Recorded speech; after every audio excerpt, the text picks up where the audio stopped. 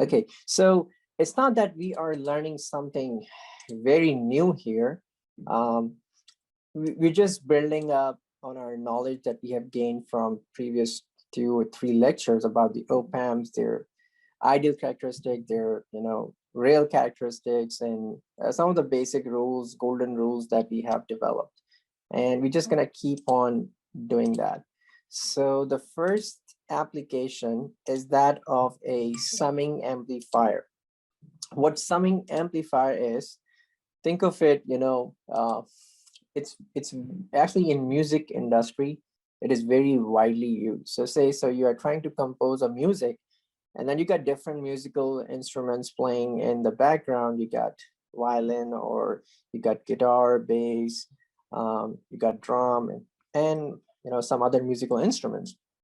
And you want to combine those input signals coming from each input, each musical instrument, and then play them together in the background. And that's where summing amplifier comes in real handy. So this V1, V2, V3 that you see over here, this right here, these could be the inputs coming from each of the musical instruments. And as the name suggests, summing amplifier, it's basically going to take all these inputs and then sum them up together. Okay, so we're going to drive an equation here for V out. That's what we are looking for. We need to drive an equation for the V out. So let's get rolling with that part. Okay, this is going to be V out. Okay, so summing amplifier is just an inverting amplifier. And the reason I say that is because if you look at the feedback, you have a feedback V out going through feedback resistor and then going into the input of the negative, which is the negative terminal, also known as the inverting terminal of the operational amplifier, and hence the name comes inverting amplifier. So it just an inverting amplifier configured to produce some of its input voltages.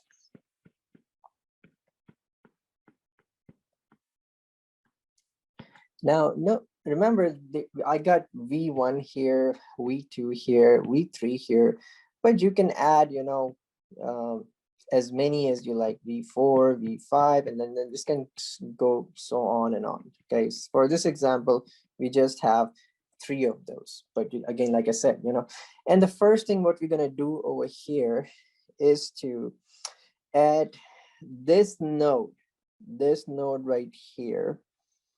We are going to apply the nodal voltage analysis here. And so if I ask you, what is the current that is going into this node? What are those currents? You have, remember that you got I1 here, right? You got your I2 here, and then you got your I3 over here.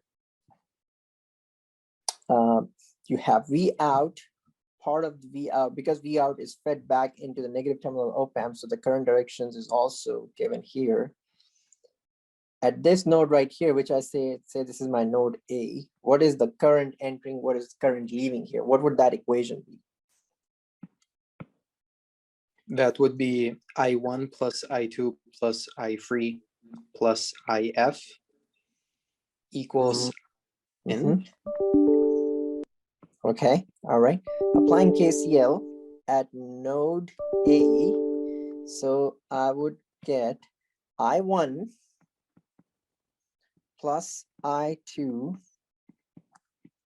plus I3. This current that's coming from the feedback right here is IF. So I'm gonna add that as well, right? IF. Federico, you mentioned IS. Where did you see that IS? Oh no, sorry, I meant IF. IF. Okay, all Yeah. right. And then I have another current. What is the current leaving here? I in. I in. So I can just keep it here on this side of the equation and say I in, and this will be equals to 0, correct? And what is going to be I in here? What is I in as usually? It's going to be 0 because we have very, very high input resistance over here. Okay, that's good. We got this equation. I'll just say this is my equation A. Okay. Now we're going to have to convert all these currents, convert this equation into a, using Ohm's law, into V over R format. Okay. So notice here, VP. What is VP here? VP or V plus, whatever we're gonna call it. What is that? What, it's directly connected to the ground, right? So which means VP or V plus is going to be what? 0. 0 volt, perfect. Which means VN is going to be what? 0. Vn is always equals to Vp, therefore that is going to be 0 volt as well. So we're gonna keep that in mind. Now, I want you to tell me, how would you express I1 in a V over R format? I1 is the current that is flowing across this resistance R1. This is I2 and this is I3. What would be I1? Would it be V1 over R1? V1 over R1. Okay. Can I also write it down as V1 minus Vn over R1? Is that okay? Yeah. We have over here, I have Vn, okay? And whatever that voltage at this node A is, I have the same voltage over here at these nodes as well.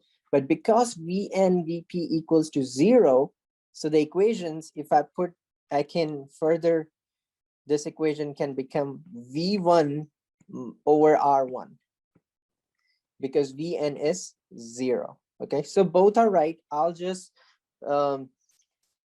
wanted to, want to skip the step, so I'll just keep it as it is. And then plus, what is going to be I2?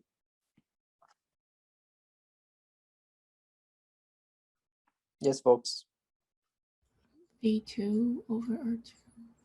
V2, can I write down V2 minus Vn over R2 for now? Yeah. And then this further will be V2 over R2. And then plus I3, this will be V3 minus Vn over R3. What is going to be IF here, folks? V out minus Vn over RF. Perfect, perfect. Over RF, we know that this is 0, so that just, and I'll say equals to 0. So V1 over R1 plus V2 over R2 plus V3 over R3 plus V0 over RF equals to 0. I need to drive an equation for V0.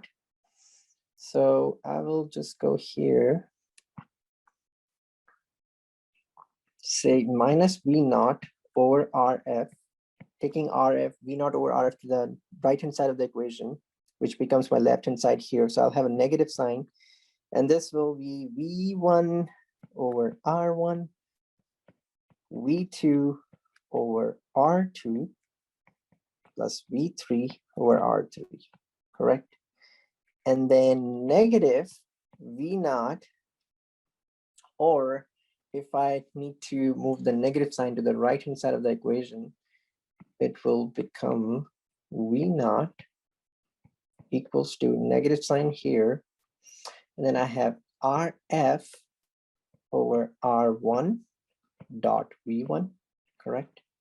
Then I would have negative sign here, RF, this will be R2 here. So RF over R2 dot V2 minus I have RF over R3 dot V3. And if I like to rearrange this equation, I can also write it down as V naught equals to minus RF V1 over R1 plus V2 over R2, correct? Plus V3 over R3. And say if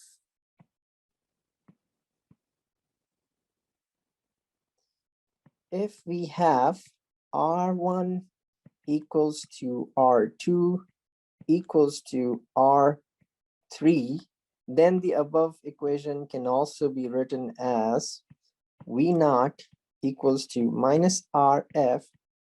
And because these are same now, I can take as a common, and I'll just say R, and in bracket, I have what? V1 plus V2 plus V3. Now, closely look at this equation. This is the output voltage equation. What is this part right here? Gain. Say it again. Gain or amplitude. Yes. This is your gain. This is exactly your gain. Or in other words, you can also call it, this is your beta factor here, right? And then what you could do here, I have these equations written in different formats. Obviously, you know, here the bottom one where we have all the resistance, if all these resistance over here in the network, these resistance over here, maybe I should change the color. If all these resistance are same, then what it means, we can just simply adding the three musical instruments, whatever the sound that comes out, and we can amplify that sound by changing the values of these resistance. Remember, RF is in our control. RI is in our control as well. However, you know that in music, I'm not a huge fan of music, or I don't know much about music. In fact, I should say that this way. So say, you know, V1 was over here in this equation. V1 was some musical instrument 1, this is 2, this is 3. You want to magnify this one more, and this one needs to be less, and this one needs to be like intermediate. So that way we can also tailor-made and amplify the individual sound coming off the musical instruments by changing the value of this R1, R2, and R3, right? RF, it would still be fixed, but you can play around, change the values of these R1 and R2 and R3 to change the individual gain of each of the musical instruments. Okay, so this is your summing amplifier. Again, like I said, very widely used in biomedical industry, musical industry, and things like that.